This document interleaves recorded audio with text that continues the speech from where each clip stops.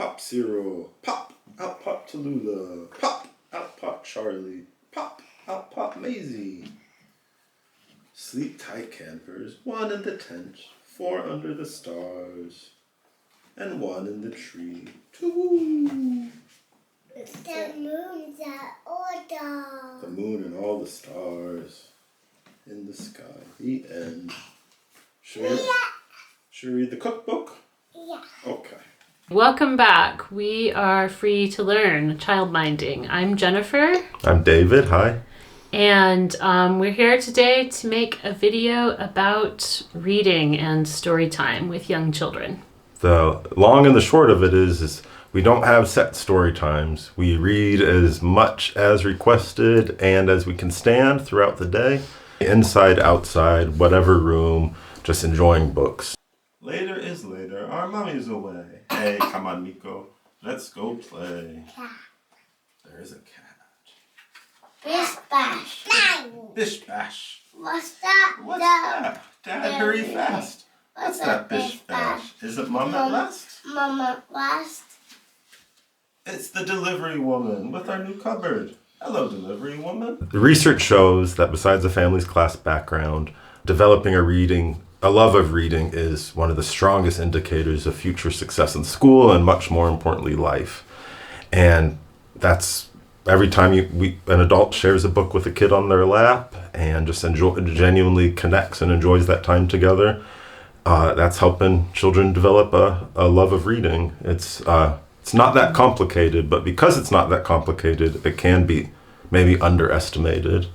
When a child's on your lap reading, sharing a book together, they're of course learning that there's all those squiggles on a page mean something, that there's these stories to follow and get a sense of how narrative works, like the beginning, the middle, and the end of a story. There's maybe seeing a reflection of your own life or look into other people's lives or using your imagination. There's so many benefits of reading, and it's really can't be underestimated.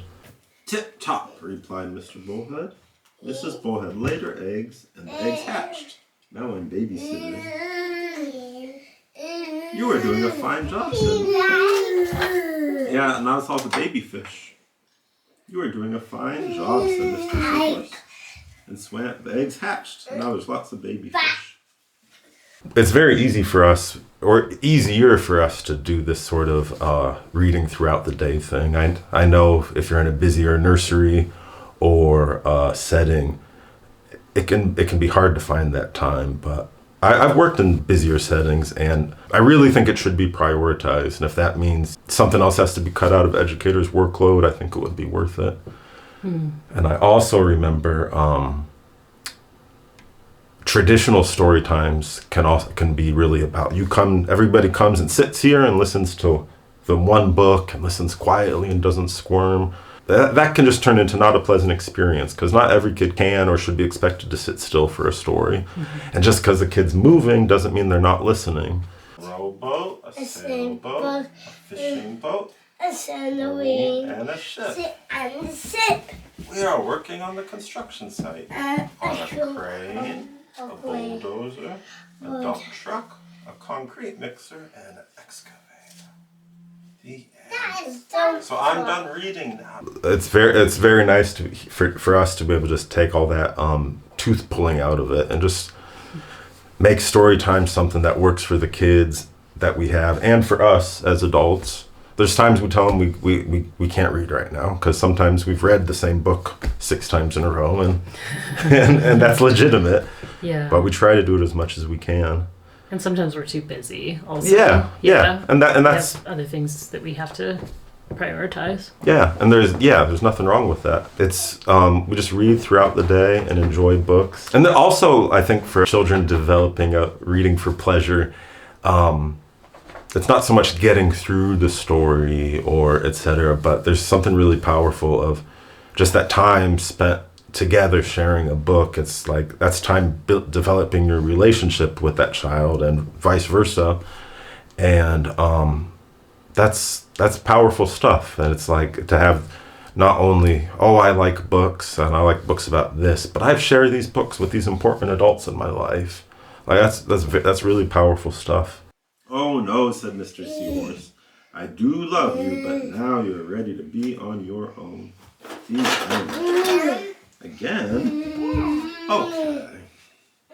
A classic thing is children love to hear the same story over and over again, and we do our best to do that. It can do adults' heads in, understandably, but when we can give that time to give repeat readings of a book, it just builds up that sense of narrative and knowing how a story goes. And like, I don't know, there's TV shows and movies I like to rewatch. It's kind of the same thing. If you work at a nursery or childcare center where there's more of a packed timetable, just even little bits of time you could sneak away to just enjoy a book with a child.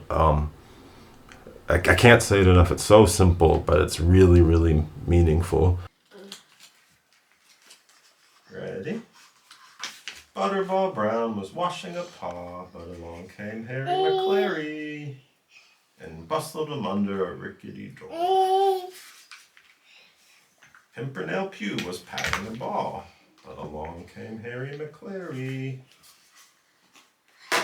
and chased her away over Pemberton's wall. Just because it's somewhat easy doesn't mean it shouldn't be thought of as, oh, you're just relaxing, sitting down with one or two kids. Like having a smaller, more informal story time, I think the chances are the connection and the reading for pleasure you're developing will be that much more profound if it's in a more ad hoc basis, because the children who aren't interested in that book can go do something else, and the children who are actually interested can have that much more of your like presence of mind.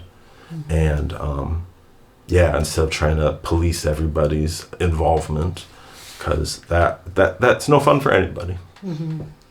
So that's what we have to say today about reading and story time. Thanks for watching.